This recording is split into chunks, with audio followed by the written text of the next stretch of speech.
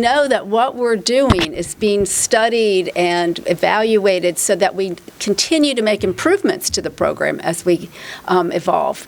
So we've got 5 minutes for questions. And yes, Suzanne. Can Jason address about the relationships, really stressing people these are not codependent relationships? I think that's so important that people understand the difference between what this program allows. Yeah. Relationships with the professional people. Absolutely. These are the language I would use is they're very authentic relationships. Quote I didn't get a chance to get to is one of the family members noting that they had to be brutally honest with their coach about things in their life and how hard that was and how that showing that vulnerability was difficult, but that actually built the relationship with that coach. And yeah, it empowered them in that process. So yeah, I agree. These are not inauthentic relationships. These tend to be very kind of deep relationships where, and there's a sense of accountability, and that's what the coach is there for. It's not to meet their needs; it's to hold them accountable to help them achieve the goals that they're pursuing. So I'll add to this that when we bring coaches on, during the interview, we ask them, will you make a 3-year commitment? And that is a very important part of our program, because what we do is we have a speed networking or speed dating as the first session, and we match up the participants. They let us know who they'd like, then we match up the coach and the participant. And the goal is for people to have a 3-year relationship so that you build that trust and that relationship, and I think that's really important. Saw another hand over here. Trip. I was just wondering, you said it was speculation at this point, why the better income results. I'm kind of interested in maybe some of that speculation. How much do you attribute to what you've learned in the coaching process?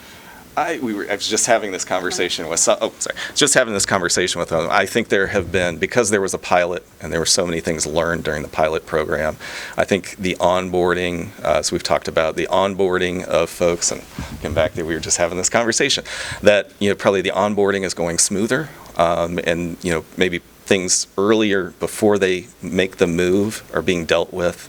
That's a possibility. Certainly the economy is quite strong right now, which is probably potentially playing a role in that as well. But it has been quite promising to see that difference. Mayor. What do you say to policymakers that make decisions on public funding about why they should view this as a tool in the toolbox? Yeah, thank you, Mayor.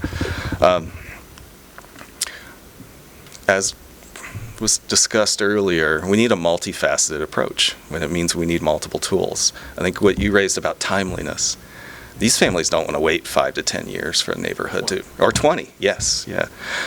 So we need those paired investments that are, investment going into our neighborhoods that have long struggled, right? I'm a longtime South Side, now Near East Side resident, so I'm appreciative of the transformation and renaissance in those neighborhoods that we've seen in the last 2 decades. At the same time, we have families now that you could have a very direct impact on. And what I think about this is we are trying to get families in a position where they're no longer housing insecure after several years, right? We're not just saying, well, we just need more vouchers, we just need more subsidy. And so how do we get people in a place where they're not having to use subsidy in that context? So I think this balance is really needed in that regard.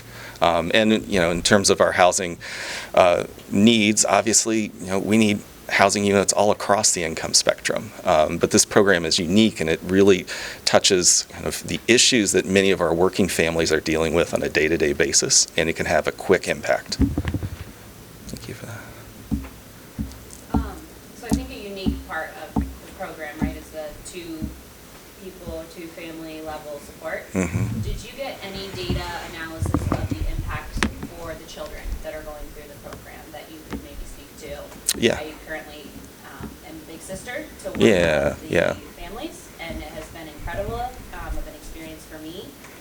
So I'm just curious if you have anything to share there. Yeah, so we do collect quite a bit of data on the children, see how they're doing. Both data, we may work with program staff to collect from them, just in terms of are they on grade level, things of that nature. But then also talking to parents in regards to how kids are doing across the spectrum of different, whether educational goals, health goals, or health conditions, as well as more kind of socio-emotional kind of health and needs. Yeah, so we're happy to share. Some of that data is in the full report. I didn't have time to go through it in great detail today. But a couple of things to note. Generally when we see physical health improvements for kids, it's because they are in unsafe housing with respiratory issues. This was an issue with our pilot. We had kids who had just constant ER usage because they were dealing with chronic respiratory issues and asthma. It's a few months after they move, it's like magic, just went away, right? The only thing that changed was the environment that they were living in. In terms of mental health improvements, we certainly see kids, parents who report, getting away from safety concerns that parents have in bullying in their previous schools. That this was definitely an issue. We also, see in terms of, they noted earlier, we have youth in the program who sometimes are labeled as behaviorally problematic, but often really that's the result of just not having those resources and services there to catch that actually, no, this kid's gifted, right? And they're acting out because they're bored, right? Final thing I'll note is the parenting shift is real. Parents talk a great deal to us about, I was constantly on edge, so I was a parent that was always on edge. I went 0 to 100 immediately, right? They're like, I'm calm now. I have patience that I didn't used to have. I can engage with my kids differently. And so that's an important part of this to think about, is that these parents are under a great deal of stress. Relieving their stress helps them parent differently and, be more present in that moment. And that's something that we saw both in the pilot and in this program. One more question. So I want to share, this is the full report, 88 pages. It's online, so you can go onto our website and see the full report. And the summary is here. You can take the summary, actually take more than one, share it with a friend, help us spread the word. And actually, a quick shout out to Big Brothers Big Sisters. They have been a partner since the beginning, and we have a very unique partnership. We encourage our parents to have a relationship with the Big, and sometimes the whole family then gets together with the Big family. And so now you're having dinner together, and the kids are experiencing something different. And the Big Brothers Big Sisters was very excited to work with us in a different way so that our families could grow, and we're watching that. So thank you for being here. I saw one more hand.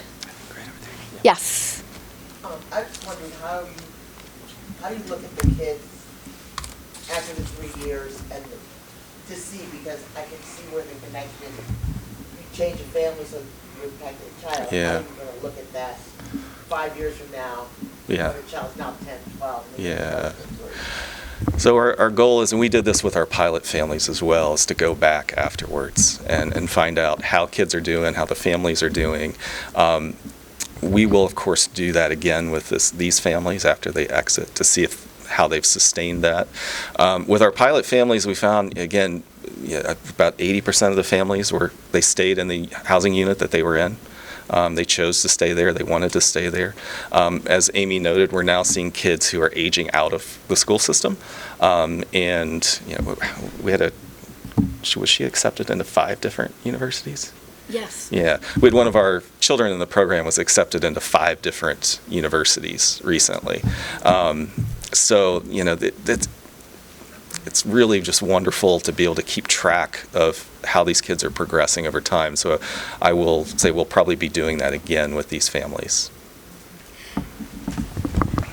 Actually, so for the pilot, we actually didn't know if we were going to be able to continue the program. So we didn't have a requirement that the families needed to continue to be interviewed and surveyed. We had a donor who very generously made a gift to us so that as the pilot children are graduating from high school, we can give them a gift. And so working with that donor, we arranged it so when the youth are graduating, we are having celebrations, and it brings the families together. It's our ability to then connect back and learn where they are and what they're doing. So it's all voluntary. So again, from what we learned, the participation agreements that are now signed by the participants requires that they participate in surveys and interviews for 2 years.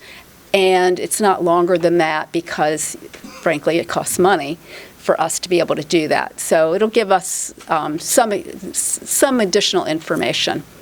So, yeah, it's time.